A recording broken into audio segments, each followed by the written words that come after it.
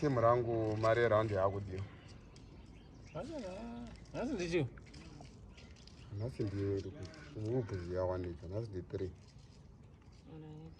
Soro chiti nasi ndiyani geza sitakati mwedzi pone kwangopera munhu unonza mari. Isati paunoperera vanhu panotanga umwe.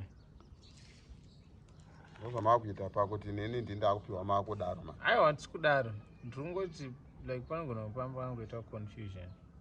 It's not like kuti mari inenge ichinzi zvekutonzi haipo. Pakuita confusion nekuti ndindakuda mari.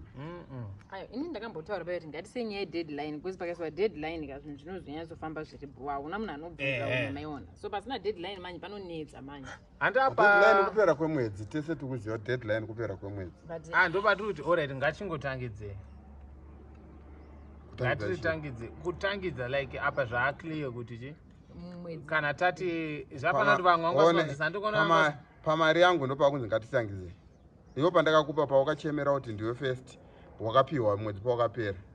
Kandoda ndikuti ngatichitangidzai ka but tese taakuziva kuti chi muswa 3 tenda kushana na 3.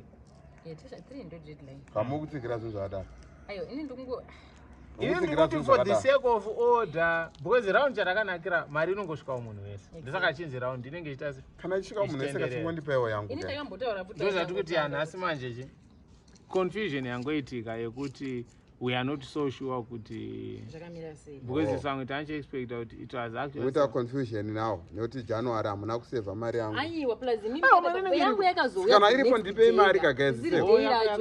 Yakanonoka musuye ndichibvunza sei yauya makusamu ngati gamu mari yako yakangoya musi wa 1 30 1 uchipiwa mari yako. But kana mukuti pera kwemwedzi kana kutaura nasi ndi 3 ndikuyo ndabvonesa ma message mu group apana isusu patakaona kuti zvoniita tosvika musi wa 1 2 3 pasati pataurwa chinhu tikangoti pamwe tangopiwa grace period yaJanuary.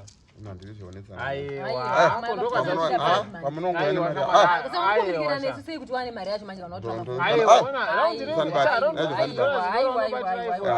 aiwa kana pamuna nemari yangu ndopa anozoita iri madziracho. pamuna nemari yangu ndokwema Mana mafona nendira nema 50 US atukanda ira. apo ndo munhu akatinyengerera kuti hanzi ngatitambe maround waudotanga kuti batara hapo pamuna nemari ndopa ndokwema Ndakambotaura watanga batara hapo yori wako yana je round tasingatongozviite zveraundi nemari yangu ine nyako tamso 1 akambocomplaina ari worth ukunzwa